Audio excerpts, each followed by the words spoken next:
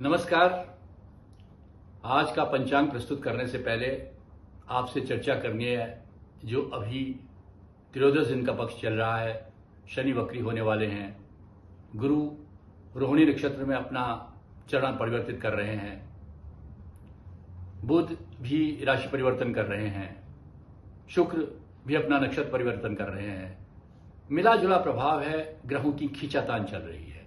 और इन ग्रहों की खींचातान में जब हमारे देखने में आता है कि किसी एक ग्रह के राशि परिवर्तन के बाद जो भविष्यवाणियां की जाती है उससे मन सहमत नहीं होता है, क्योंकि ये मिला जुला प्रभाव है। और इस समय किसी भी व्यक्ति को, संसार में किसी भी पुरुष या स्त्री को किस तरह से व्यवहार करना है, आचरण करना है, कौन सा जप करना है, कौन से इष्ट की आराधना करनी है, यह सबके लिए भिन्न भिन्न है। वह निर्भर करेगा उनकी जन्म कुंडली में, उनकी गोचर कुंडली में अभी स्थिति क्या है।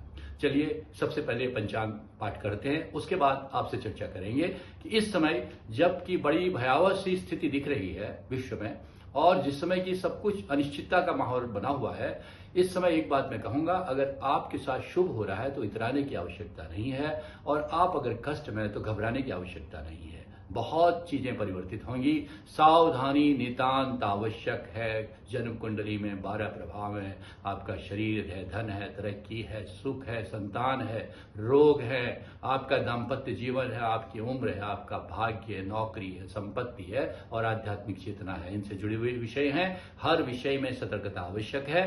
शनि का प्रभाव, वक्री शनि का प्रभाव कहां पर किसको कहां से दंडित या परीक्षित करेगा, किसकी परीक्षा लेगा, या कोई नहीं जानता। यह केवल आपकी जन्म कुंडली ही उसमें संकेत दे सकती है। चलिए सबसे पहले आज का पंचांग सुनते हैं, क्योंकि पंचांग सुनना आपको बोरियत दे सकता है, आपके लिए मोनोटोनस हो सकता है। आप रोज रोज वही खिचड़ी नहीं खा सकते हैं, लेकिन योगा की तरह है, योग करने की तरह, योग से भी ज्यादा प्रभावी है। पंचांग की महत्ता हमारी शास्त्रों में बहुत ही ज्यादा दी गई है। अगर पंचांग के बारे में आपको ज्ञान होता है, आप उसका वाचन करते हैं, आप उसको सुनते हैं, आप उसको समझते हैं, तो वहीं से आपकी जो एस्ट्रोलॉजिकल इम्यूनिटी है वो बढ़ती है। आपकी जो ज्योतिषी जो आपकी प्रतिरोधक क्षमता है उसको बढ़ती है, ये माना जाता है। चलिए सुनते हैं पंचांग।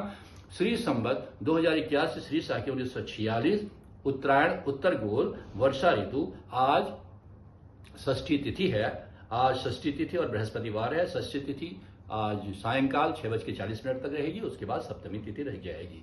बृहस्पतिवार का सरल मंत्र है ओम ब्रह्म बृहस्पति नमः, और वैदिक मंत्र है ओम बृहस्पति अति अर्हात द्युमदिवादि कृतमज्जनेश यद्दीदि यच्वच ऋतुप्रभात तदत्मासु द्रविणम धेहि चित्रम। ये थोड़ा कठिन मंत्र लगता है, थोड़ा उसमें रुक जाती है आवाज, इसलिए सरल मंत्र एक प्रवाह ओम ब्रह्म बृहस्पति नमः, इसकी अक्षमाला का जप करें।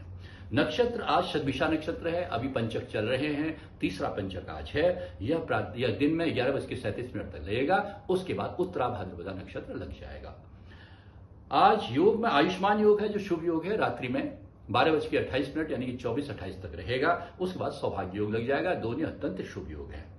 करण गर करण है, जो प्रातःकाल 7:48 तक रहेगा। उसके बाद वणिज करण लग जाएगा। वणिज करण सायंकाल में 6:40 तक रहेगा। उसके बाद विष्टिकरण यानी कि भद्रा लग जाएगी, जो कि अगले दिन कल 5:33 तक रहेगी। भद्रा काल में कोई शुभ कार्य नहीं किया जाता। यह भद्रा रात्रि में चल रही है, इसलिए आपके लिए बहुत ज्यादा प्रभावित आप इससे नहीं होंगे। साथ साथ बता दें कि आज 13 गते आषाढ़ है। तदनुसार 27 जून 2024 का शुभ दिन है। दिनमान 34:44 के हैं। दिनमान कम होने लगे हैं, दिन का आकार कम हो रहा है। सूर्योदय थोड़ा देर में 5:18 पर हुआ। सूर्यास्त 7:11 पर होगा। और आज चंद्रमा कुंभ राशि में रहेंगे रात्रि 28:32 यानी कि कल सूर्योदय पूर्व 4:32 तक। उसके बाद मीन राशि में आ जाएंगे। आज की जो सबसे बड़ी घटना होने वाली है वो गुरु रोहिणी नक्षत्र के द्वितीय चरण में प्रवेश कर रहे हैं। 13 तारीख जून को जब गुरु ने रोहिणी नक्षत्र के प्रथम चरण में प्रवेश किया था, उसके बाद से कुछ राशियों में कुछ लाभ हुआ था, उनके कार्य बने थे, लेकिन कुछ राशियों को संकट आया था। अभी भी रोहिणी के दूसरे चरण में, गुरु के रोहिणी के द्वितीय चरण में अभी संचरण करने से मिथुन राशि वालों के लिए शुभ समाचार आ सकता है। सिंह राशि वालों के लिए धनागम होगा, और तुला राशि वालों को दाम्पत्य जीवन से, पारिवारिक रूप से और नौकरी में तरक्की मिलेगी। यह इन राशि वालों को इस बात का ध्यान रखना है कि मिश्रित प्रभाव है। 29 तारीख को सब राशियों के लिए पूरे चक्र, पूरे ब्रह्मांड के लिए जो परिवर्तन होने जा रहा है, शनि वक्री हो रहे हैं। और वक्री शनि के बारे में मैं बार बार कहता हूं कि जब शनि वक्री होता है तो ऐसी स्थिति में कई राशियों पर कई प्रभाव होते हैं। आपको शारीरिक कष्ट हो सकते हैं, वायु पित्त विकार हो सकता है, त्वचा रोग हो सकते हैं, आर्थिक संकट हो सकते हैं, शत्रु पक्ष से मानसिक परेशानी हो सकती है, दुर्घटना हो सकती है, कार्य एकदम से रुक सकता है, धन की कमी हो सकती है, जो आपने शिक्षा पढ़ी है वो निष्प्रभावी हो सकती है, आपका मन विकल हो सकता है। अलग अलग लोगों में अलग अलग प्रभाव पड़ता है। ये हो ही नहीं सकता कि शनि अगर वक्री हो रहा है तो आपको हर तरह से आनंद दे।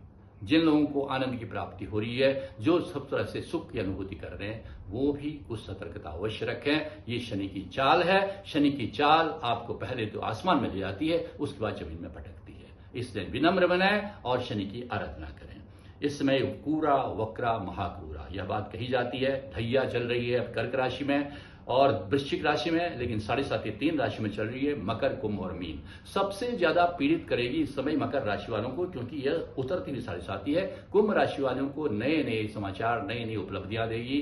कुंभ राशि वालों की तरक्की देगी और मीन राशि वालों को व्यापार में तरक्की, जो उनका कार्य हो रहा है उनको धन धान्य में वृद्धि देगी, मन में सुख देगी। लेकिन मकर राशि वालों को अत्यंत सतर्कता आवश्यकता है। निजी जन विरोध, शत्रुओं का बढ़ना, गृह क्लेश, अनेक विध रोग की परेशानी, वृथा व्यय और अपयश या धननाश हो सकता है। इसलिए किसी भी कार्य को करने से पहले अपने मन में शांति बनाए रखें। किसी तरह की चुनौती सामने आ रही है तो उसकी सहन करनी सीखिए। इसके क्या क्या उपाय होंगे या हम अगले वीडियो में बताएंगे आपको कि इससे कैसे बचना है। इस समय जब विश्व ग्रस्त पक्ष चल रहा है, शनि की 7.5 हो रही है, राहु ने अपना नक्षत्र परिवर्तन करना है, उत्तरा भाद्रपदा के द्वितीय चरण में आ रहे हैं, बुध अपना राशि परिवर्तन कर रहे हैं, तो इस समय जो ग्रहों की खींचातान है, उनके बीच में जो कसमकस है, उनकी वजह से जो जातक पर प्रभाव पड़ रहा है, जो अलग अलग जातकों पर प्रभाव पड़ रहा है, उसकी हम विस्तृत व्याख्या करेंगे अपने अगले वीडियोज में। ध्यान से सुनिए, गौर से देखिए, आपको कुछ नया मिलेगा। धन्यवाद।